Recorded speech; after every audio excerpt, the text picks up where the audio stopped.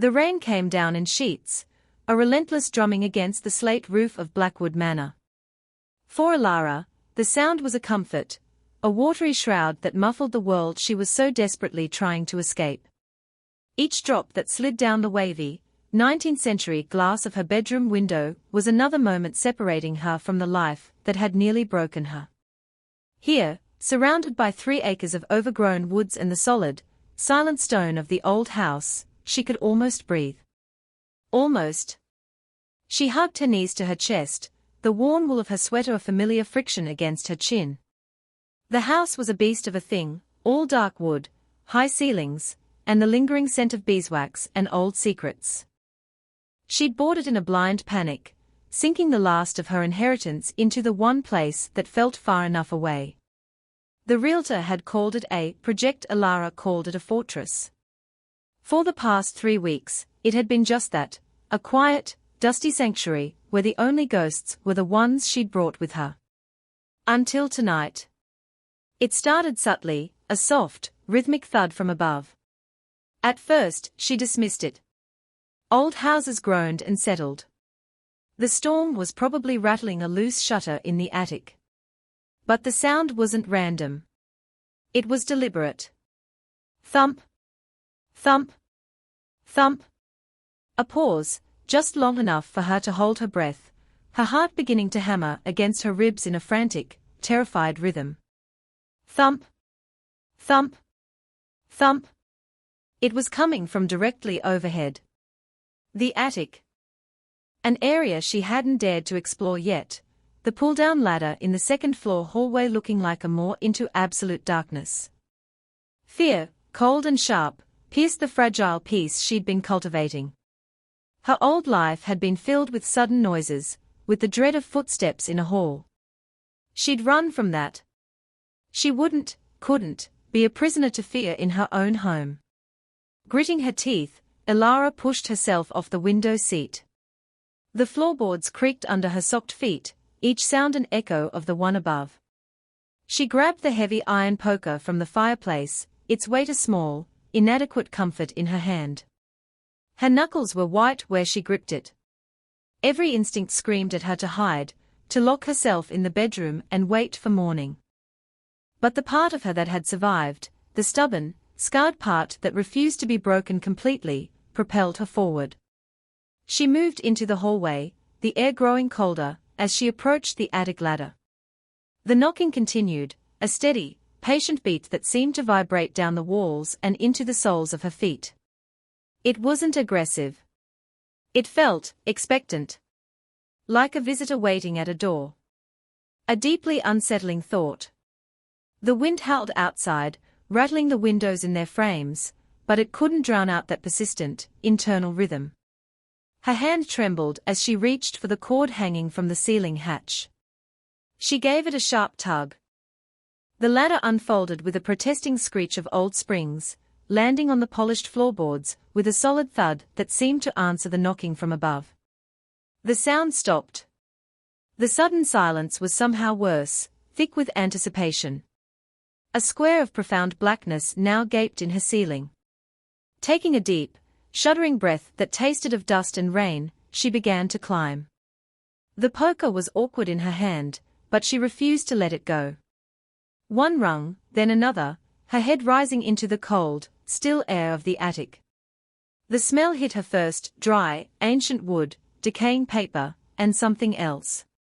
Something clean and wild, like ozone after a lightning strike, and the scent of pine needles crushed underfoot. It was a scent that felt impossibly, achingly familiar. She hoisted herself up, her sneakers scuffing on the floorboards. The only light came from the hallway below, casting long, distorted shadows that turned piles of shrouded furniture into crouching beasts. She swept the poker in front of her, her heart a wild bird in her chest. "Hello," she whispered, the sound swallowed by the cavernous dark. There was no answer. No sound at all but the storm and her own ragged breathing. She took a tentative step forward, her eyes slowly adjusting. The attic was vast, running the full length of the house. Moonlight filtered weakly through a single grimy, round window at the far end, illuminating a constellation of dust motes. And there, in the center of the room, sat a single object not covered by a white sheet, a large, sea-worn trunk bound in iron straps. It was from the trunk that the scent was strongest. It pulled at her, a strange, undeniable magnetism that defied logic. The knocking had come from this direction. Hesitantly, she approached it, her fear warring with a desperate, inexplicable curiosity. The lid was closed, a heavy, rusted lock hanging from the hasp. But as she drew closer, she saw something tucked beneath the iron binding. A small, folded piece of parchment, yellowed with age. Her fingers, still trembling, reached out and plucked it free. The paper was brittle, the ink faded to a soft brown. She unfolded it carefully, her breath catching in her throat. The script was elegant, a confident masculine hand from another era. It read, "You came. At last, you came." Her blood ran cold. This wasn't possible. It was a prank. A cruel joke left by the previous owners.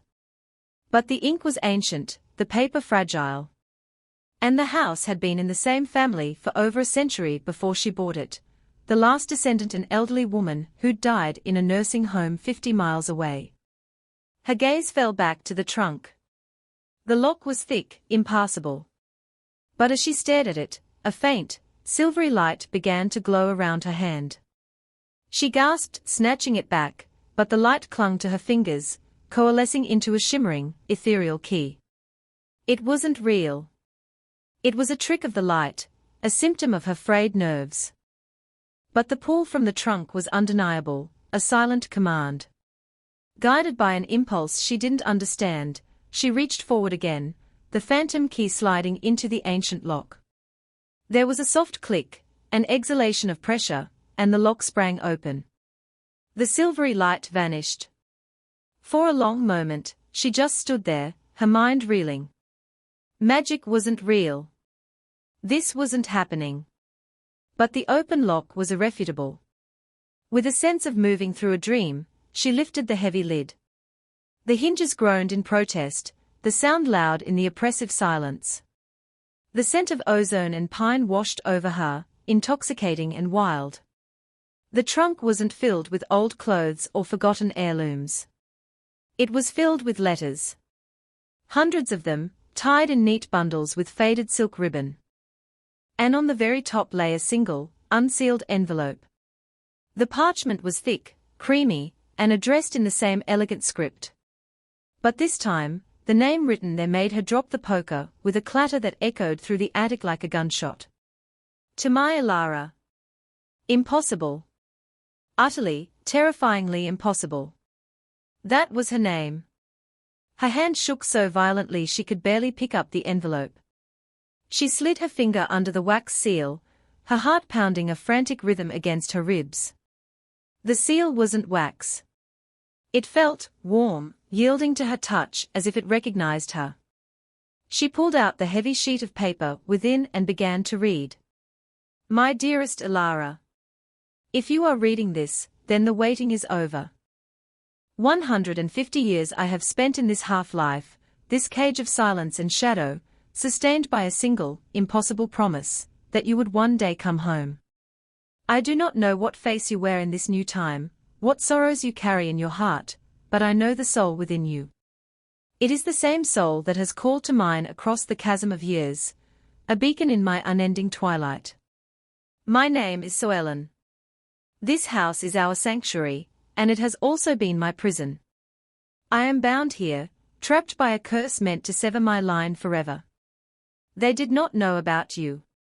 They did not know that our bond was strong enough to transcend time itself. You heard my heart knocking, didn't you? Forgive me. I could not contain my hope when I felt your presence cross the threshold. After so long, your light, it was like feeling the sun for the first time. Be careful. The magic that binds me will have alerted my enemies. They, or their descendants, will feel your awakening power as I do. They will come for you. You must learn, and quickly. Inside this chest is my story, our story. Read them. Understand what you are, what we are. I am in the walls. I am in the wind that whispers through the eaves. I am in the stone of the foundation. I am here, Ilara. And I will protect you as best I can from this cage. Find me. Free me. Yours, through all of time, Soellen. Ilara sank to her knees on the dusty floorboards, the letter clutched in her hand. Her mind was a maelstrom of denial and a terrifying, bone-deep sense of recognition. A cage of silence and shadow. The knocking. It hadn't been a sound from the attic. It had been a sound within it. A heartbeat. His heartbeat. She looked around the vast, dark space, at the shrouded shapes and the single, moonlit window. She was not alone. She hadn't been alone since the moment she'd first set foot in this house. The feeling of safety she'd cherished wasn't from the isolation, it was from him. A guardian she never knew she had, trapped just out of sight. A floorboard creaked downstairs. Panic, sharp and immediate, seized her. It wasn't the house settling. It was a heavy, deliberate sound. The sound of a footstep. Soellen's warning echoed in her mind. They will come for you. She scrambled backward, her hand landing on the iron poker. The scent of ozone in the attic intensified, swirling around her like a protective cloak. A low growl seemed to emanate not from one place, but from the very structure of the house itself. It was a sound of pure, possessive rage that vibrated through the floor and up her spine. It was Soellen. And he was furious. The footstep downstairs was followed by another. Someone was inside her house. Ilara's breath hitched, her survival instincts screaming. She couldn't fight. She had to hide. But where? The letter was still clutched in her hand, its impossible words a terrifying new reality. You must learn, and quickly. She looked at the chest full of letters. A legacy. A history. An instruction manual for a life she never knew she was a part of. Another sound from below, the sharp, splintering crack of a door being forced. They weren't being subtle. They weren't thieves. They were hunters. A whisper of thought, not her own, brushed against her mind. It was faint, strained, but clear as a bell. The west wall. Behind the tapestry. Stay there. Do not make a sound. It was his voice. Not a sound she heard with her ears, but a feeling, a knowing, that bloomed directly in her consciousness. It was intimate and commanding, laced with a desperate urgency that spurred her into motion. Snatching the first bundle of letters from the trunk, she shoved them inside her sweater and scrambled across the attic floor toward the far wall.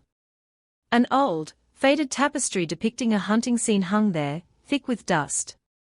As Soellen had promised, the wall behind it was not solid stone. A section of the wood paneling was loose. She pried it open with trembling fingers, revealing a small, dark space. A priest hole, barely big enough for one person. She squeezed inside, pulling the panel shut just as heavy footsteps began to pound up the main staircase. The tiny space was cramped and smelled of dust and spiders, but the scent of pine and lightning was stronger here, a comforting presence in the suffocating dark. She could hear them now, two of them at least, their voices harsh and guttural. The alpha scent is strong here. The bitch is awakening it. She's a latent. A lost bloodline whelp. She can't control it. Find her. The binding weakens with her presence. If she frees him, the council will have our hides. Alpha scent. Binding. Lost bloodline. The words were alien, torn from a fantasy novel, yet they were spoken with deadly seriousness just a few feet away. Ilara clamped a hand over her mouth to stifle the sob that threatened to escape. This was real. The trauma she had fled, the mundane cruelty of a man who liked the sound of breaking things, seemed like a child's nightmare compared to this. The men entered the attic, their heavy boots thudding on the floorboards. "She's up here. I can smell her fear. It's sweet." The voice was laced with a predatory hunger that made her skin crawl. From the walls around her, that low, resonant growl intensified, shaking the very studs of the house. The temperature in the attic plummeted. "Mine," the voice echoed in her head, no longer a whisper but a powerful, possessive roar of pure protective instinct. It wasn't just a thought, it was a wave of force. Outside her hiding spot, one of the men cursed.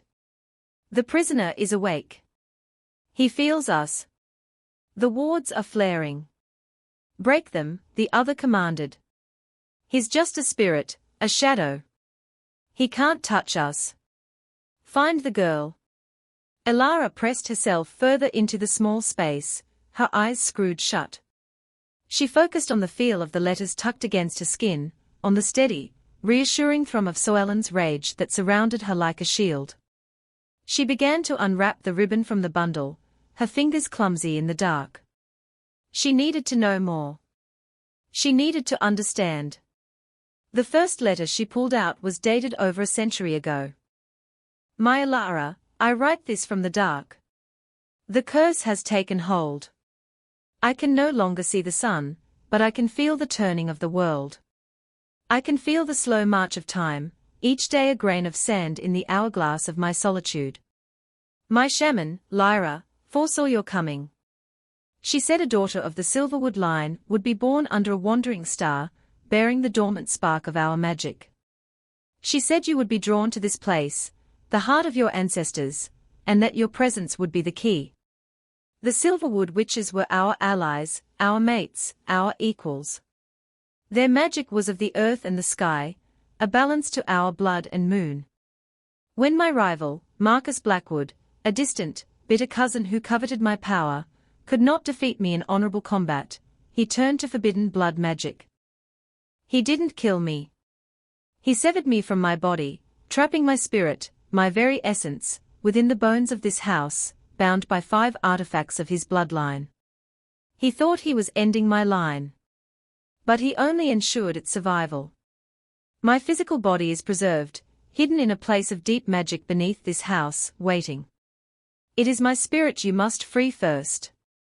The artifacts must be found and destroyed. They are the anchors of the curse. He hid them throughout the estate. A silver dagger, a raven skull, a tarnished locket, a sovereign coin, and his own journal, bound in human skin. They will be protected by dark wards, feeding on the power of the land itself. But your blood, the blood of Silverwood, can unmake them. They will hunt you. Marcus's descendants still lead the Blackwood pack. They are cruel, valuing power above all else. They believe this house, this land, is theirs by right. They fear my return, for it would mean the end of their corrupt rule. They will smell your awakening magic like wolves smell blood on the wind. Do not let them find you. Not until you are ready. Elara's mind reeled. Silverwood. Her mother's maiden name. A name she'd never thought much about. Her mother had been a quiet, withdrawn woman who shied away from her family's history, who died too young, leaving Elara with a legacy of anxieties and a feeling of being untethered. Now, it seemed, her legacy was far more than that.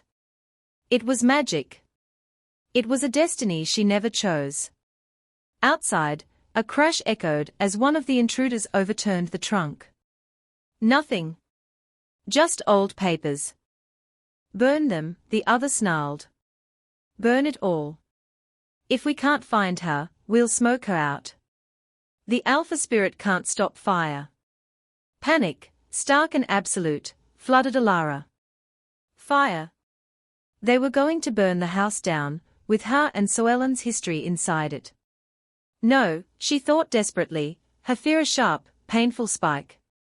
A new sensation flooded her. The ozone scent, Soelan's presence, intensified tenfold, but it was laced with his own surge of panic, a desperate fear not for himself, but for her. They cannot harm you. I will not allow it. The thought was a vow, a promise of impossible violence. Then, something shifted. The air inside her hiding place grew thick, charged with static. The letters she held began to hum with a faint energy. She felt a tingling spread up her arm from her fingertips, a power uncoiling in her veins. It was her own. Frightened but resolute, she focused on the feeling, on the words from Soelen's letter. Your blood can unmake them. She didn't have an artifact, but she had the hunters. She had their rage, their malice. Maybe she could push back. She closed her eyes, picturing the two men in the attic. She imagined the protective energy she felt from Soelen, that wild, possessive power, and she pulled it into herself, mixing it with the strange new warmth blooming in her own chest. Then, she pushed. A blast of concussive force, silent and invisible, erupted from her hiding place. It wasn't physical, it was purely energetic, a wave of raw will. Both men in the attic cried out, stumbling back, as if they'd been physically struck. What was that? One gasped, his voice tight with pain. It's the girl. Her power is active. We need to get out, regroup. Their footsteps were a frantic scramble as they fled the attic, then pounded back down the stairs. A moment later, the front door slammed shut, the sound echoing in the sudden, profound silence. They were gone. Elara slumped against the wall of her hiding place, gasping for breath. The effort had left her dizzy and nauseous, her entire body trembling with reaction. She had done that. That power had come from her. You are magnificent, Soelen's voice whispered in her mind. It was filled with awe, pride, and a tenderness that made her ache. You are so much stronger than you know. Slowly, shakily, she pushed the panel open and crawled out into the attic. The room was a mess, the contents of the trunk scattered, but the house was safe. She was safe. For now. She looked at the letters in her hand, then at the mess on the floor. Her past was a lie, her future an terrifying unknown. But for the first time since she'd arrived, she wasn't just hiding. She had a purpose. The artifacts, she whispered into the silent attic, her voice hoarse. A dagger, a skull, a locket, a coin, and a journal. We will find them together, Soelen promised, his presence a comforting weight around her. Now rest. You are safe. I am watching. She spent the next 2 days in a blur of discovery, subsisting on coffee and adrenaline. Sleep was a luxury she couldn't afford. With Soelen as her guide, her compass, she devoured the letters. They were more than a history, they were a love story written across time, a training manual, and a battle plan. Soelen wrote of his life as Alpha of the Crescent Moon Pack, of the peace he'd brokered with the neighboring clans, of his love for the land. He wrote of the prophecy of her birth, the Silverwood witch who would be his mate, his equal. His words were filled with a longing so profound it felt like a physical presence in the room. As she read, her own senses sharpened. The world came alive in ways she'd never imagined. She could smell the damp earth after the rain from 50 yards away, hear the frantic heartbeat of a mouse in the walls, see the faint, shimmering outlines of magical energy clinging to the house, the ward Soelen had mentioned. Her power, the Silverwood magic, was waking up, stretching like a limb that had been asleep for too long. Soelen's voice in her head grew stronger, clearer. He guided her, his thoughts a constant, reassuring presence. He told her where to look for the first artifact, the locket. Marcus gave it to his wife, Isabella, Soelen explained, his mental voice laced with old sorrow. She was a kind woman, who did not know the depths of his cruelty. She is buried on the grounds, beneath the weeping willow by the creek. The locket was buried with her. It anchors his curse to the very soil of this land. Armed with a shovel and a growing sense of grim determination, Elara found the small, overgrown family plot. Isabella's headstone was tilted, covered in moss. As she approached, she felt a cold, cloying wrongness emanating from the grave, a stark contrast to the vibrant life of the rest of the woods. It was the ward. Digging felt like a desecration, but Soelan's quiet encouragement kept her going. She would have wanted this, Elara. She hated what he became. She would want the land to be cleansed. After an hour of hard work, the shovel struck something hard. A rotted wooden casket. Elara's stomach turned, but she forced herself to continue, clearing the dirt until she could pry the lid open. There, nestled amongst bone and decayed fabric, lay a tarnished silver locket. The moment her eyes fell on it, a wave of nausea and despair washed over her. It pulsed with a dark, malevolent energy. "Do not touch it with your skin," Soelan warned. "Wrap it in cloth. Your magic will protect you, but its corruption is potent." She used her jacket to lift the locket from the grave. Back in the house, she placed it on the heavy oak table in the dining room. It seemed to suck the light from the room, a point of pure darkness. "How do I destroy it?" she asked aloud, her voice trembling slightly. "You must unmake the spell woven into it," he answered. "Use your own magic. The magic of life, of creation. Pour it into the locket. Overwhelm the death magic within." It sounded simple. It felt impossible. She had only produced one small, instinctual burst of power. She had no idea how to control it, how to call upon it at will. "I will help you," Soelan said. "Close your eyes. Feel the house around you. Feel the life in the wood, the strength in the stone. It is all connected to me. And I am connected to you. Draw on my strength. We are a pack of two." Elara closed her eyes, taking a deep breath. She reached out with her senses, feeling the solid floor beneath her, the ancient walls around her. She felt the energy of the house, a steady, thrumming power that was Soelan's essence. And woven into it, she felt the bond between them, a shimmering thread of silver light that connected her heart to his. She pulled on that thread, and his strength flowed into her. It was immense, a tidal wave of protective energy, ancient and powerful. It didn't overwhelm her, it bolstered her, filling the cracks in her spirit. She opened her eyes, her hands now glowing with the same silvery light she'd seen in the attic. She placed her palms over the locket, not quite touching it. She focused all the power flowing through her, all her hope, all her will, and pushed it into the corrupted metal. The locket hissed like water on a hot skillet. Black smoke poured from it, smelling of rot and despair.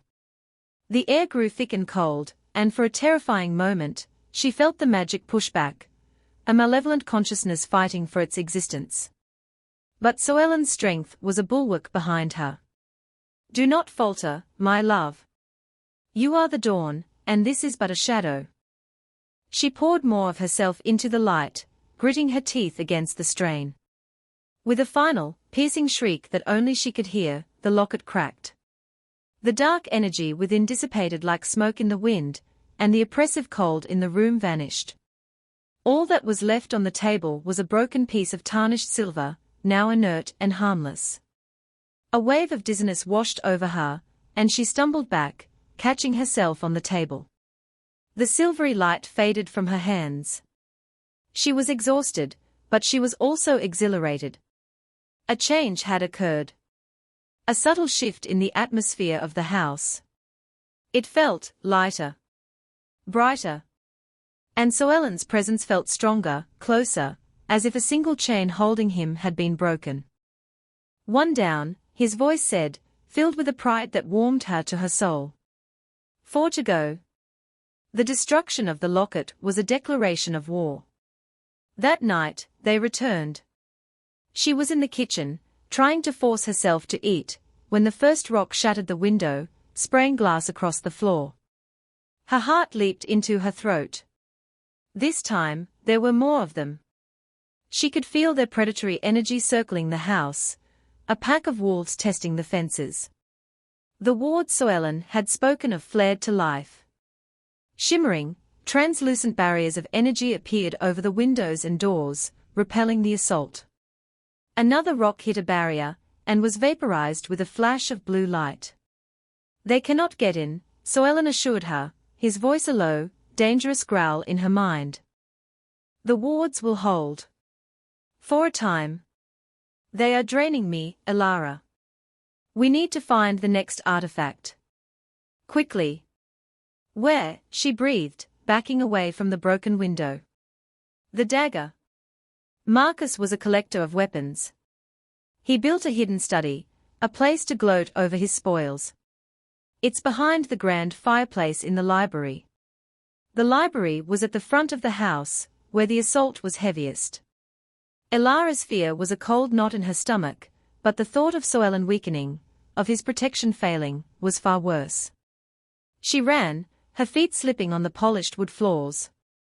The library was a magnificent two-story room, lined with books from floor to ceiling. The fireplace was a Gothic monstrosity of carved stone, large enough to stand in. The pounding on the front door began, a heavy, rhythmic boom that shook the entire house. They were using a battering ram. The left side, Soellen urged. A carving of a wolf's head.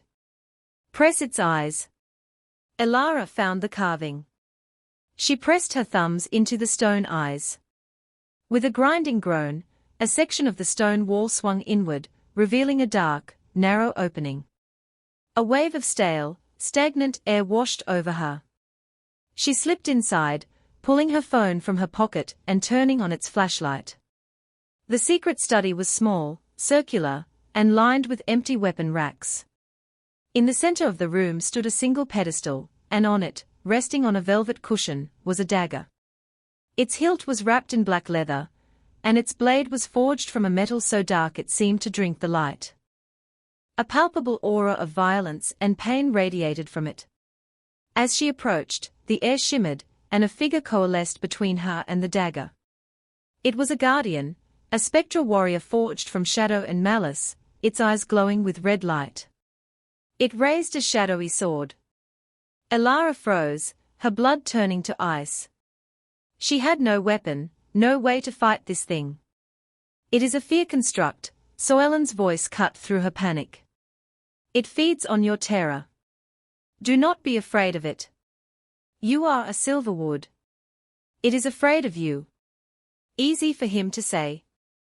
The shade lunged, its sword swinging in a silent, deadly arc. Elara yelped and threw herself to the side, stumbling over her own feet. The blade passed through the space where she'd been, and she felt a deathly chill. She couldn't fight it physically. She had to use her magic. But she was terrified. The memory of her ex, of his anger, of feeling small and helpless, rose up like bile in her throat. He is not here, Elara, Soellen said, his voice firm but gentle, sensing her emotional spiral. That coward is in your past. Look at what you are now. You faced down his hunters. You destroyed his curse. You are not helpless. You are power. Now, show this shadow what a true alpha's mate looks like. His words, his unwavering belief in her, were a steel rod pressed against her spine. Alpha's mate.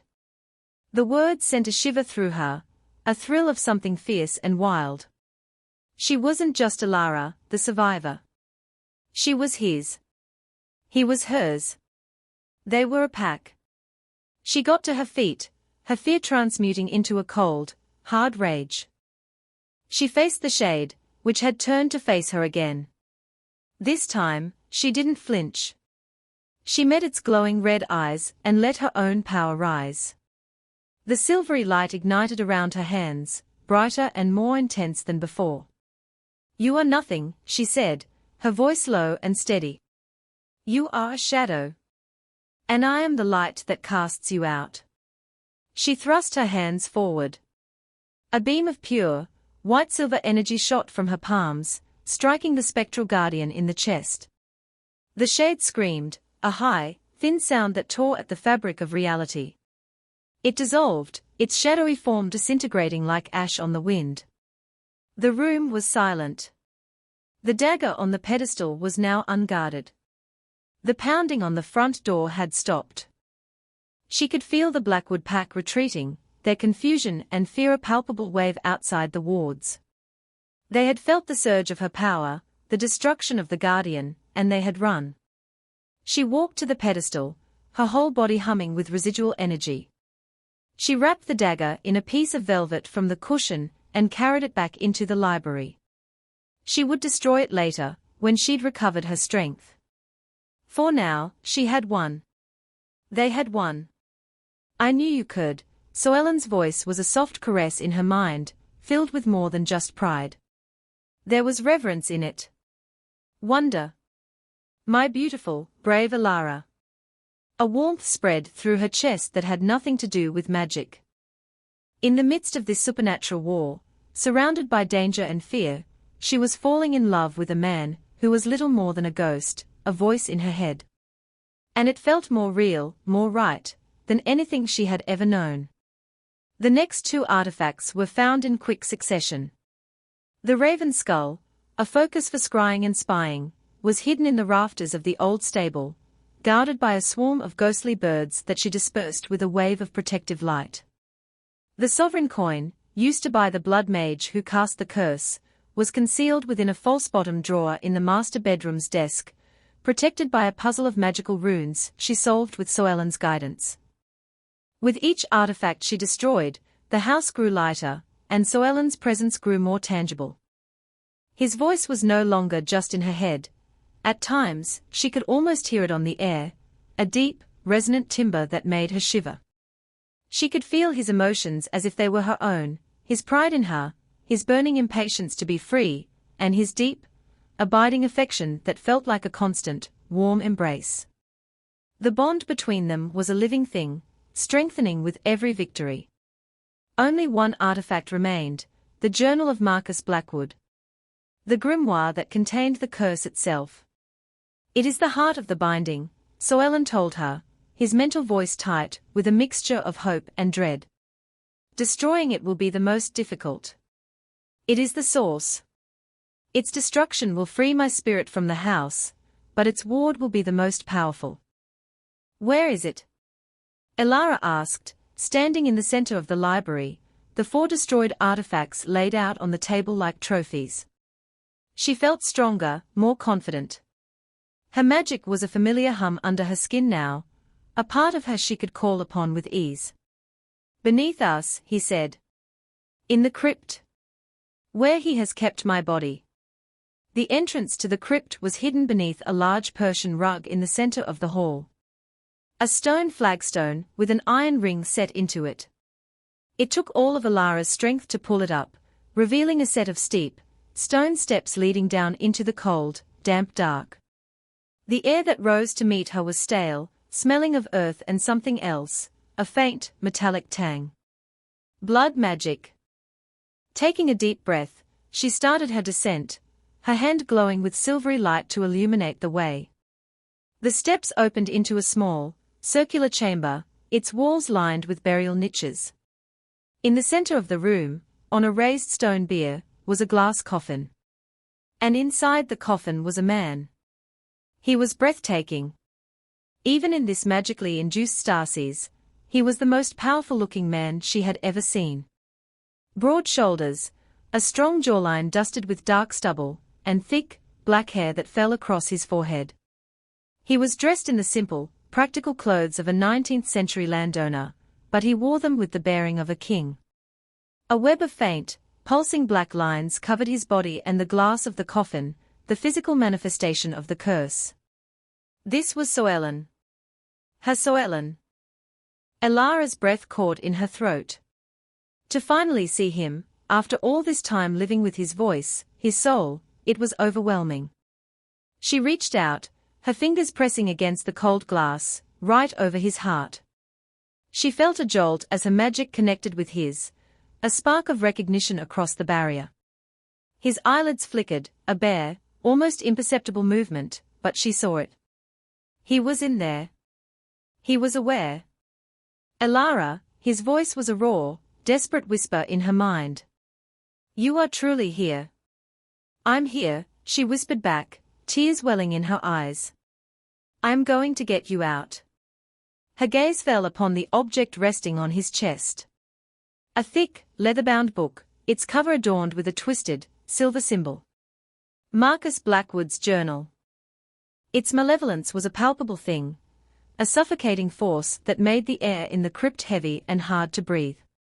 "The ward is tied to my physical form," Soellen warned.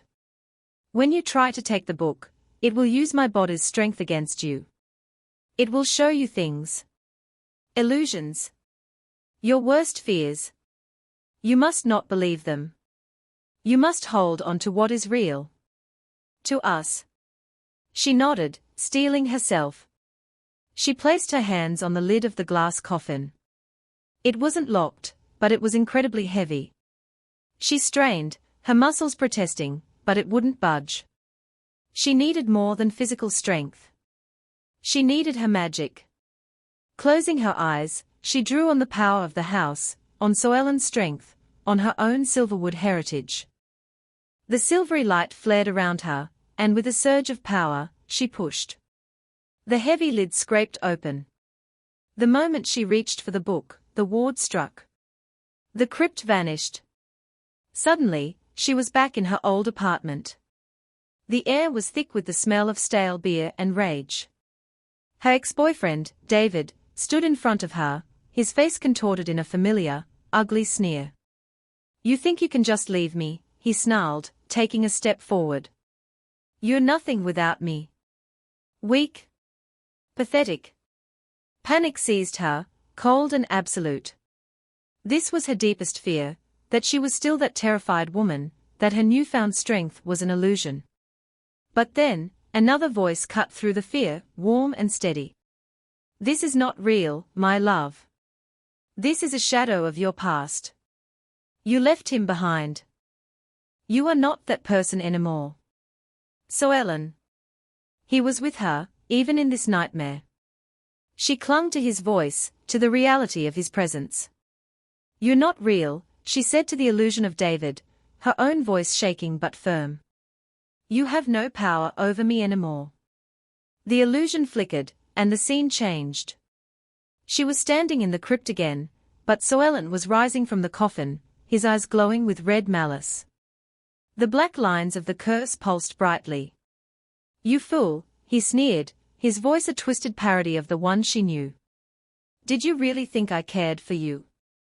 I only needed your power. Now that I am free, I have no more use for you." Her heart fractured. This was a deeper fear, that she was being used, that this incredible connection was a lie. Doubt, poisonous and cold, crept in. "Elara, look at me," Soellen's true voice pleaded in her mind, desperate and strained. "Look at my face. This is the curse speaking, not me. I would rather spend another 1,000 years in that prison than ever cause you a moment of pain. I love you. Trust me. Trust us. I love you." The words were a lifeline. She focused on them, on the unwavering sincerity she felt behind them. She looked at the monstrous illusion before her, and saw the lie. The real Soellen's love was a gentle, protective warmth. This thing was cold and cruel. "You are the curse," she declared, her power flaring to life around her, bright and defiant. "And I am the cure." The illusion shattered. She was back in the real crypt, her hand hovering just above the journal. With a cry of defiance, she snatched it from Soellen's chest. The book screamed, a psychic shriek that vibrated in her bones, and it burst into black flames in her hand. The fire didn't burn her, her magic protected her skin. In seconds, the book was reduced to a pile of greasy ash, which then dissolved into nothing. A tremor ran through the entire house. In the coffin, the black lines covering Soellen's body cracked, faded, and vanished. The color rushed back into his cheeks. A deep, shuddering breath racked his body. His eyes snapped open. They weren't brown, or blue, or green. They were the color of molten gold, and they were fixed on her, filled with a century and a half of love, longing, and gratitude. He sat up slowly, swinging his legs over the side of the stone bier. He stood, and Elara had to crane her neck to look up at him. He was tall, powerfully built, and radiating an aura of command and ancient power that was so much more potent in person. He was the Alpha. He was real. He took a step toward her, his movements fluid and graceful. He stopped just before her, his golden eyes searching her face. "Elara," he said, and his voice was real now, a low, rumbling sound that vibrated through her entire body. It was the most beautiful sound she had ever heard. Tears streamed down her face, and she couldn't stop them. He was here. He was free. He raised a hand, his touch hesitant, as if he feared she might be a dream. His calloused fingertips gently brushed a tear from her cheek. The contact was electric, a jolt of pure energy that sealed their bond in the physical world. He wasn't a ghost anymore. He was flesh and blood. "You saved me," he murmured, his voice thick with emotion. "You saved me first," she choked out. He closed the remaining distance between them, his strong arms wrapping around her, pulling her against his solid, warm chest.